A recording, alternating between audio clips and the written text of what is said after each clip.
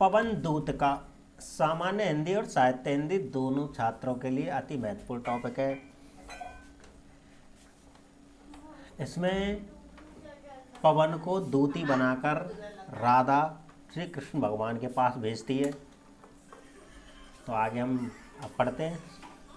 बैठी खिन्नायक दिवस वे गेह में थी अकेली, आके आंसू द्रग युगल में थे धरा को भिगोते, आई धीरे इस सदन में पुष्प सदगंध को ले, प्रातः वाली सुपवन इसी कालवात आनों से।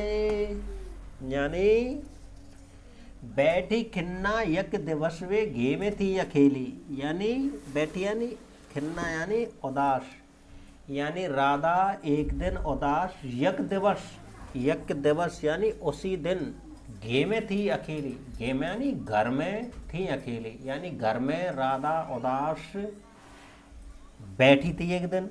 आके आंसू द्रग युगल में थे धरा को भिगोते, यानी आंसू आते हैं उनके, आके आंसू आते हैं, द्रग युगल कहते हैं दोनों आंखों में, थे धरा को भिगोते, इतने आंसू बह रहे थे कि धरती भीग रही थी। धरा यानी धरती, भिगोते यानी भीग रही थी, यानी जो आंसू आ रहे थे वो क्या है, धरती को भिगो रहे थे।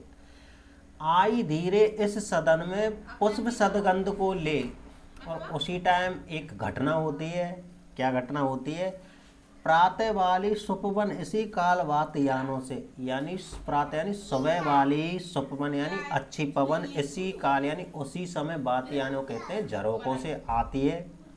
कैसे आती है? आई धीरे इस सदन में, यानी धीरे धीरे सुबह वाली पवन उस सदन यानी उस घर में आती है, पुष्प सदगंध को लेके, यानी पुष्पों की सदगंध यानी खुशबू को लेकर के। यानी राधा एक दिन घर में उदास बैठी रहती है अकेली, दोनों आंखों से आंसू आते रहते हैं और वो धरती को भिगोते रहते हैं।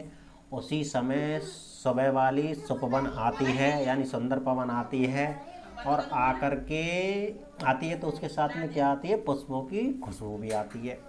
बाकी बाद में देखते हैं।